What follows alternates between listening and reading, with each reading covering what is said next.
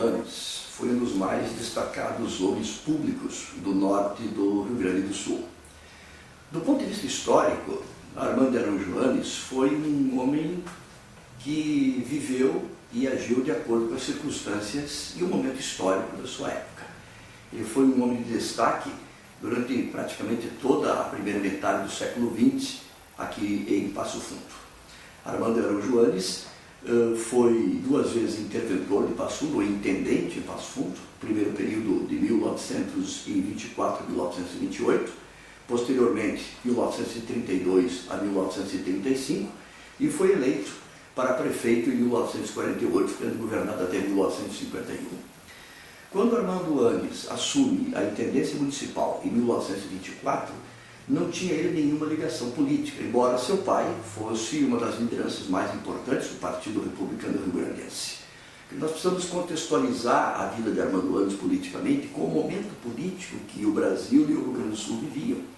Nós precisamos lembrar que o Rio Grande do Sul, da República Velha, que se inaugura em 1889, vai terminar em 1930, é uma república marcada por grandes oligarquias. E aqui no Rio Grande do Sul há uma oligarquia que vai monopolizar o poder, que é a oligarquia do Partido Republicano Rio-Grandense, também chamado de Partido Castilhista ou Partido Chimango, de forte orientação e influência do positivismo de Augusto Conte. E este Partido Republicano tem como seu escopo fundamental desenvolver o Rio Grande do Sul economicamente, modernizar a economia do Rio Grande do Sul e incorporar as massas trabalhadoras ao modelo capitalista com base na ordem e no progresso. Isto é, dar novas condições à classe trabalhadora, mas também disciplinar esta classe trabalhadora. E Armando Anes está dentro deste perfil.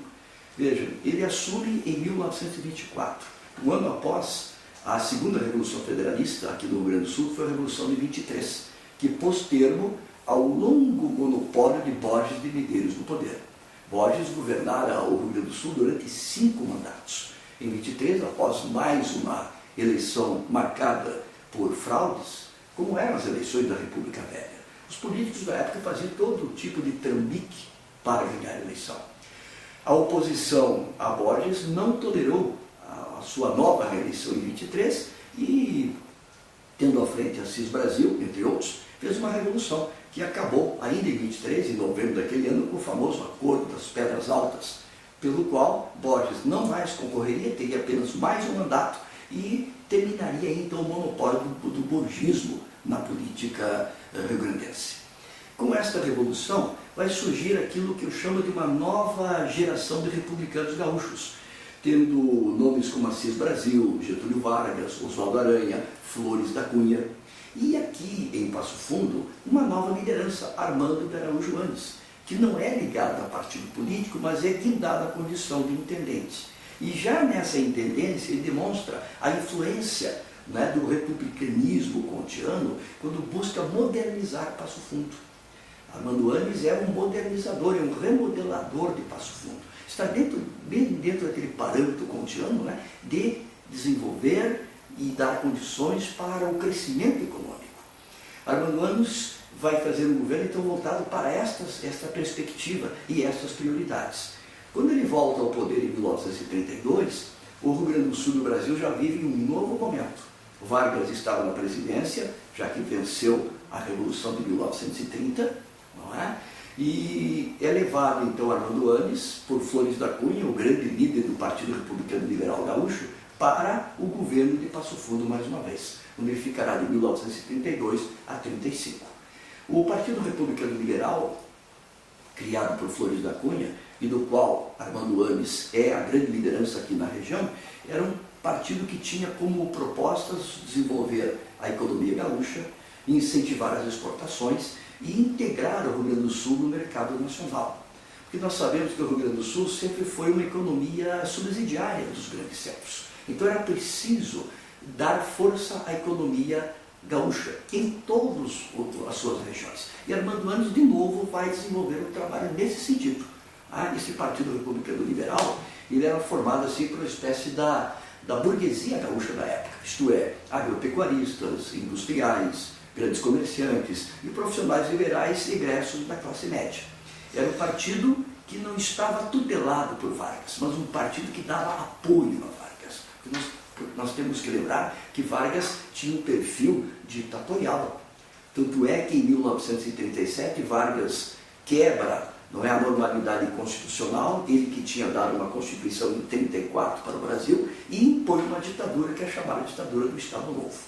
Flores da Cunha e o Partido Republicano Liberal rompem com Vargas. Flores chega a deixar o Rio Grande, fica no exílio voluntário no Uruguai. E aqui em Passo Fundo, Armando Annes, fiel à grande liderança de Flores da Cunha, abandona a política, demonstrando a sua fidelidade ideológica ao grande líder do Partido Republicano Liberal e demonstrando que Armando Annes também não coaduna com a ideia de um governo ditatorial, embora ele fosse de formação positivista. E os positivistas defendiam um governo autoritário dentro daquela perspectiva de ordem com o devido progresso.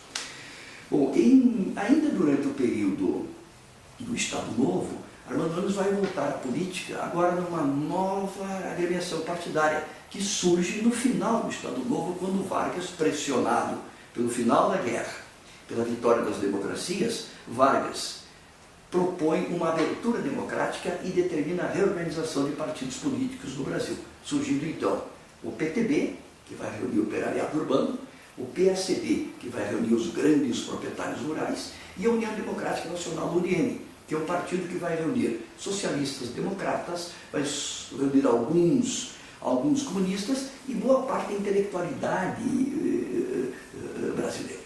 A UDN é um partido que lembra a antiga oposição liberal que se opôs ao Estado Novo. Era um partido que era um herdeiro assim, das tradições dos partidos democráticos estaduais. E Armando Annes, então, vai se integrar à União Democrática Nacional, numa convivência um pouco estranha para alguém que era liberal conviver com socialistas e comunistas, mas talvez as circunstâncias locais tenham exigido ou tenham determinado esta postura de Armando Annes ligando-se à UDN. Muito bem, já em 1948, com a redemocratização, estava terminando já o período do primeiro governo, que é da chamada República Populista, comandado pelo Eurico Dutra, Armando Annes é eleito prefeito em Passo Fundo, para governar até 1951, numa coligação UDN e PTB. Uma coligação que, na época, estranha, já que o UDN defendia um programa totalmente diferente do PTB, umas coisas da política. E nesse contexto, então, Armando Annes será eleito, não é, para prefeito para o seu último mandato como administrador de Passo Fundo.